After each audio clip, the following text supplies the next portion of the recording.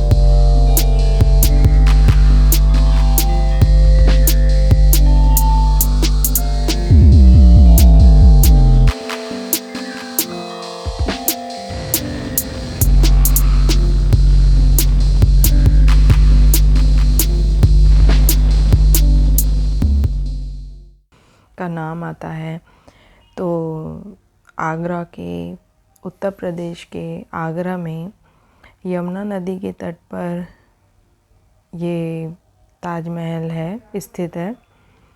इसे मुग़ल शासक, मुग़ल सम्राट शाहजहाँ ने अपनी चहेती बीवी मुमताज़ महल की याद में उनके मरने के बाद इसे बनवाया। मुमताज़ महल पर्सिया देश की राजकुमारी थी और उन्होंने मुग़ल शासक शाहजहाँ से शादी की और जब वो सन 1631 में अपनी 14वीं संतान को जब जन्म दे रही थी उस समय उनकी मृत्यु हो गई और तब वो सिर्फ मात्र 37 वर्ष की थी। शाहजहाँ 5वें मुग़ल सम्राट थे और इन्होंने 1628 से 1658 तक राज किया। 1631 के बाद 1632 में इन्होंने आधिकारिक रूप से ताजमहल के निर्माण की घोषणा की और 22 सालों के लंबे इंतज़ार के बाद में 1653 में ये बनकर पूरी तरीके से तैयार हुआ। और आप देख सकते हो कि ये एक बंद एक कमरे की तरह है और हम अब मेन गेट से अंदर आ गए हैं। यहाँ आप रुक के फ़ोटोज़ क्लिक कर सकते हैं क्योंकि यहाँ ही से आपको ताजमहल की पहली झलक आपको यहाँ से दिखाई देती है। और सच बताऊँ तो वो पल मेरे लिए बहुत ही भूलने लायक नहीं है, क्योंकि मैं भी मंत्रमुग्ध होके मैं भी ताजमहल की खूबसूरती को थोड़ी देर तो रुक के कैमरे में और अपनी आँखों से मैं देखती ही रह गई। ताजमहल को मुग़ल शिल्पकार उस्ताद अहमद लाहौरी के अधीन 20,000 कारीगरों ने मिलकर इसे तैयार किया है, और फ्रांस और तुर्की से भी कारीगर बुलाए गए थे, जिन्होंने इसके गुम्बद के या बहुत ही इसके जो अच्छी, जो बेजोड़ जो कलाकृतियाँ हैं, इसकी संरचना है, उसे बनाने में मदद की। और हमारे साथ साथ यहाँ जितने भी लोग आए हुए हैं या आते हैं, वो यहाँ रुक के एक बार इसे ज़रूर निहारते हैं, देखते हैं, इसकी फ़ोटोज़ लेते हैं, इसके सामने खड़े होके अपनी फ़ोटोज़ लेते हैं। तो और ये मुग़ल वास्तुकला के बेजोड़ कलाकारी का एक बेहतरीन उदाहरण है। 2007 में यूनेस्को द्वारा इसे विश्व धरोहर के रूप में 7 वंडर्स में इसे शामिल किया गया है। ताजमहल के सेंटर में ही मुमताज़ महल का मकबरा है, और ताजमहल के चारों तरफ बहुत ही सुंदर बाग हैं, बगीचे हैं, गार्डन है, और ये विश्व की सबसे खूबसूरत इमारतों में से एक है। और आपको जान के ये आश्चर्य होगा कि ये इतनी खूबसूरत इमारत है, मगर ये एक मकबरा है। ताजमहल के मुख्य प्रवेश द्वार से जब आप अंदर घुसते हैं तो आप एक अलग ही शांति का अनुभव करते हैं। इसके द्वार पर ही बहुत ही सुंदर लेख लिखा हुआ है कि हे आत्मा, तू ईश्वर के पास विश्राम कर, ईश्वर के पास शांति के साथ रह, तथा उसकी संपूर्ण शांति तुझ पर बरसे। ताजमहल के चारों कोनों पर 40 मीटर ऊंची 4 मीनारें हैं। ताजमहल 42 एकड़ के एरिया में फैला हुआ है। मुमताज़ महल का असली नाम अर्जुमंद बानो बेगम था। आप में से बहुत कम लोगों को ये बात भी शायद मालूम होगी कि मुमताज़ का जो असली मकबरा है, कब्र है, वो मध्य प्रदेश के बुरहानपुर में स्थित है, और वहाँ आहू खाना में उनकी कब्र को उनको सबसे पहले वहाँ दफनाया गया था। 6 महीने उन्हें वहीं रखा गया था। उसके बाद उनके बेटे बेटियों के द्वारा और बहुत बड़ा जुलूस निकाल के उनको यहाँ आगरा लाया गया। और ये जो जगह आप देख रहे हैं, सॉरी मैं इसका वीडियो नहीं बना पाई हूँ, तो इससे जस्ट पहले एक ऊंची सी स्टेज जैसा है, जिसमें एक बेंच लगी हुई है मार्बल की। कोई भी यहाँ पर पर्यटक आता है या मंत्री, बड़े से बड़ा व्यक्ति भी, वो इस बेंच पे ज़रूर बैठ के फ़ोटो क्लिक करवाता है। यहाँ पर प्रोफेशनल फ़ोटोग्राफ़र्स भी होते हैं, जो आपको पर फ़ोटो की 60 रुपीज़ 70 रुपीज़ ईच लेता है, और लगभग आपको 5 फ़ोटोज़ तो खिंचवानी ही है, तभी वो आपकी फ़ोटोज़ यहाँ पर क्लिक करेगा। और यहाँ एंट्री फ़ीस 50 रुपीज़। और वो जो आगे आप देख रहे हैं ना कि लोग ताजमहल के नीचे वहाँ पर ऊपर काफ़ी लोग खड़े हैं, वहाँ अगर अंदर आपको जाके ताजमहल को पूरी तरीके से देखना है तो 200 रुपीज़ और एक्स्ट्रा आपको देना है। मतलब टोटल 2 लोगों का हमको 450 रुपये यहाँ पर लगा। और हमने यहाँ भीड़ में लाइन लगा के खड़े होने की बजाय हमने ऑनलाइन टिकट ली थी, क्योंकि कोरोना का टाइम है ना, इसलिए। तो चलिए आगे चलते हैं। और मैं मुमताज़ महल की मृत्यु के बाद में शाहजहाँ इतना ज़्यादा टूट चुके थे कि वो अपने सिंहासन पर भी नहीं बैठते थे, और जो भी उनकी राजकीय सभाएं होती थी तो तो वो सब लेना भी वो बंद कर दिए थे।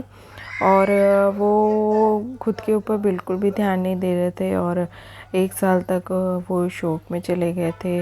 उसके बाद जब उन्होंने उनकी 1 साल की जो बरसी बोलते हैं वो उन्होंने जब मना लिया, तब तक ताजमहल का जो बेस वाला भाग है वो ही रेडी हुआ था। वहीं पर उन्होंने उनकी बरसी मनाई और जब उनकी कब्र को जब वहाँ से हटा के जब आगरा लाया गया तो इसके पास के ही एक बगीचे में उनको वहाँ पर रखा गया था। उसके बाद ताजमहल का निर्माण जब पूरा हुआ और उनके 4 बेटों में इस बात को लेके लड़ाइयाँ शुरू हो गई कि बादशाह कौन बनेगा और सम्राट की शाहजहाँ की जगह कौन लेगा। तो उसमें औरंगज़ेब की जीत हुई। और ये जो एरिया आप देख रहे हो यही वो एरिया है जहाँ से हम अभी अंदर जाएंगे और ये यहाँ से ऊपर का रास्ता है और फिर आप यहाँ पर आपको अपनी टिकट दिखानी है 200 रुपये वाली, जो कि अंदर ताजमहल देखने के लिए होती है। तो यहाँ से अब हम अंदर जा रहे हैं, अंदर की तरफ जा रहे हैं। ताजमहल का निर्माण पूर्ण होते ही साथ उनके बेटे औरंगज़ेब ने उन्हें आगरे के किले में उन्हें नज़रबंद कर दिया था 8 सालों के लिए। और ऐसा नहीं था कि उन्हें कैदियों की तरह नहीं बल्कि एक बादशाह की तरह ही उन्हें सारी फैसिलिटी सारा कुछ उनको वहाँ भी दिया गया था। बस ये था कि उन्हें वहाँ नज़रबंद करके रखा गया था। और 8 साल के बाद 22 जनवरी 1966 मतलब 22 जनवरी 1966 को उनकी मृत्यु हो गई। और उनकी आखिरी इच्छा थी कि मुझे भी मुमताज़ के बगल में ही दफनाया जाए और वैसा ही उनके बेटे औरंगज़ेब ने किया।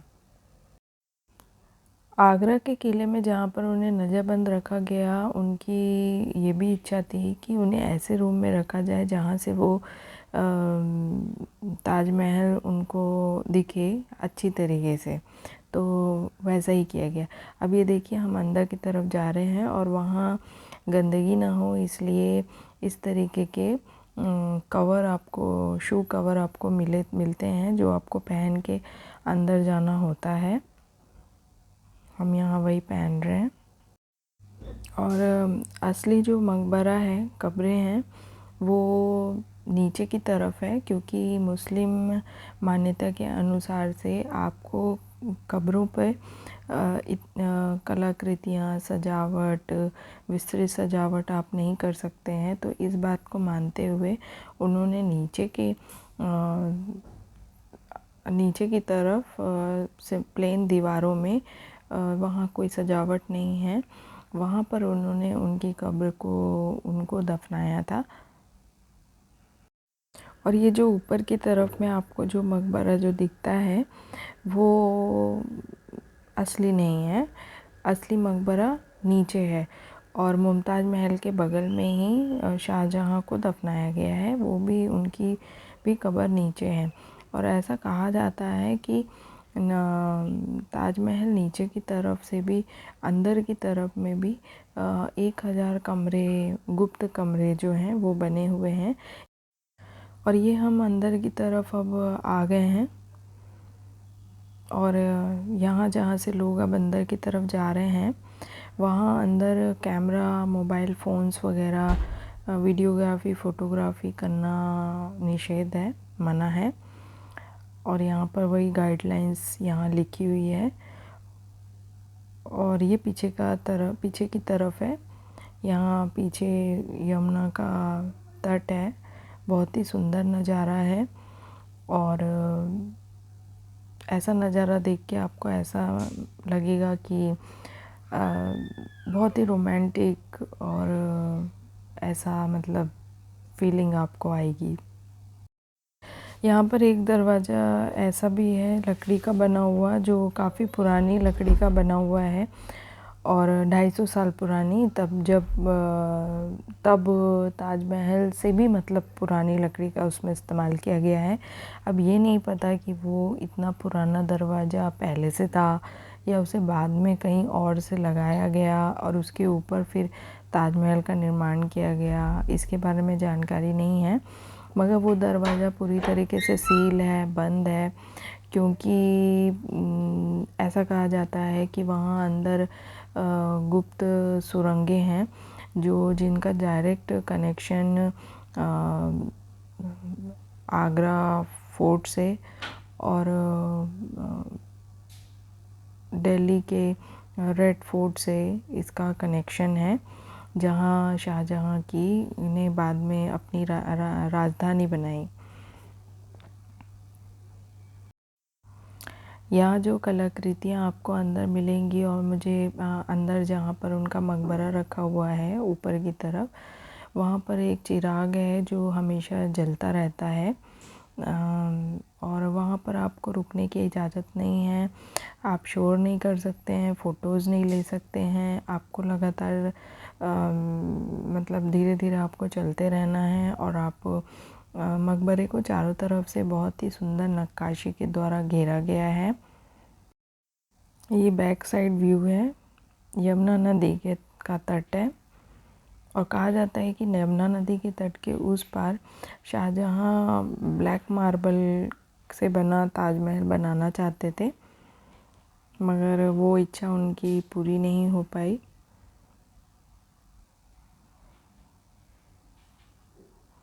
बहुत ही सुंदर दृश्य है।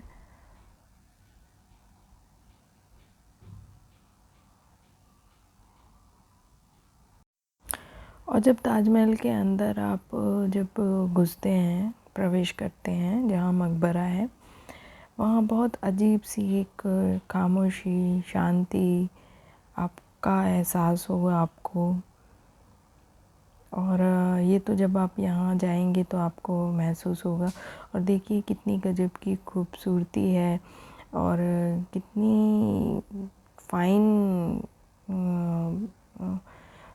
आर्ट है, शिल्पकारी है जो की गई है। बॉर्डर्स तक में आप देखिए कि किस तरीके की नक्काशी की गई है। और जब आप अंदर जाएंगे जहाँ पर फ़ोटोग्राफ़ी, वीडियोग्राफ़ी करना मना है, वहाँ की नक्काशी तो देखते ही बनती है। इस तरीके से संगमरमर में, मार्बल के पत्थर पे इस तरीके की शिल्पकारी की गई है जिसको बोल के बयां कर पाना नामुमकिन है। उतने साल पुराने समय में इतनी खूबसूरत नक्काशी कर पाना बेहद ही मतलब बहुत ही शॉकिंग है। मतलब इसको समझ पाना बहुत ही मुश्किल है कि इतना दिमाग लगा के ताजमहल को बनाया गया है। इतने बड़े बड़े मार्बल्स का इस्तेमाल किया गया है। इसका जो गुम्बद है उसे किस तरीके से बनाया गया। और ये बहुत ही आश्चर्य है। मतलब वाकई में ये 7 वंडर्स में शामिल होने लायक इमारत है, बेशकीमती, बेमिसाल है। इसमें इतनी बेशकीमती धातुओं, पत्थरों और रत्नों का इस्तेमाल किया गया था उनके मकबरे पर भी। मगर जब अंग्रेज़ों ने यहाँ पर अंग्रेज़ों ने जब कब्ज़ा किया तो यहाँ से वो उन सारी बेशकीमती चीज़ों को, रत्नों को यहाँ से निकाल लिया। तो आप समझ सकते हैं कि कितनी सारी चीज़ें जो है यहाँ पर मतलब असली जो थी वो सारी चीज़ें यहाँ से निकाल ली गई अंग्रेज़ों के द्वारा। हमारा अंदर से घूम के आना हो चुका था और अब हम बाहर यूं ही टहल रहे थे, देख रहे थे। लोग इसकी खूबसूरती का आनंद उठाते हैं। और ये जो है ये मस्जिद है जहाँ पर आप जाके नमाज़ पढ़ सकते हैं। वहाँ जाने के लिए आपको जूते, चप्पल, शूज़ वगैरह आपको बाहर निकालने होते हैं। और देखिए कितनी खूबसूरती है।